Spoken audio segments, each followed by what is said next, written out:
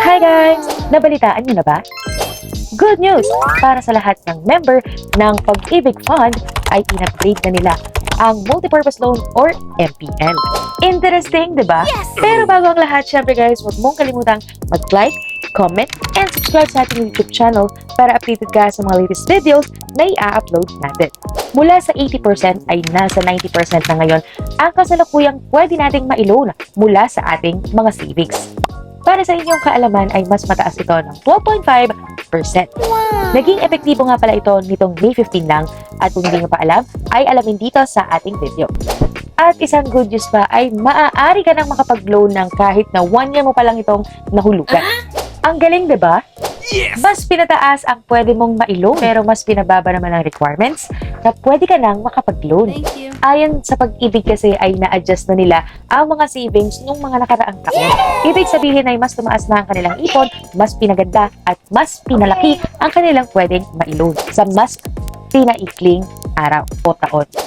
Para malaman kung qualified kang makapag-loan ay kinakailangan na kumpleto ang iyong hulog sa loob ng 12 at dapat ay active member ka ng Pag-ibig.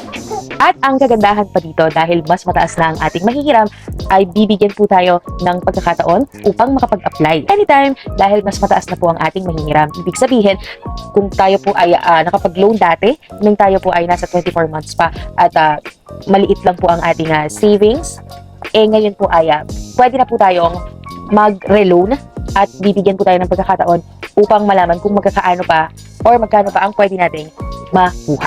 Pagdating naman po sa payment terms, kung dati ay 24 months or 36 months, ngayon po ay nagdagdag ng 1 year to pay para sa mga taong mas gusto yung mas mabilis matapos po bayaran ang kanilang mga na-loan. Maraming paraan para makapag-apply at ang una po doon ay pwede po kayong pumunta sa mga branches na malapit sa inyong lugar at pwede po kayong mag-walk-in. Pangalawa po ay pwede po kayong pumunta sa inyong employer at ipasa lang po ang inyong MPL loan form at pwedeng sila na rin po ang magkasikaso nun. Kaya ano pang hinihintay mo? Kung eligible ka at pwede ka nang humiram, ay itry mo na. Kung may katanungan po kayo ay mag-comment lang po kayo dito sa ating comment section at sasagutin po natin sa abot ng ating makakaya ang inyong mga katanungan.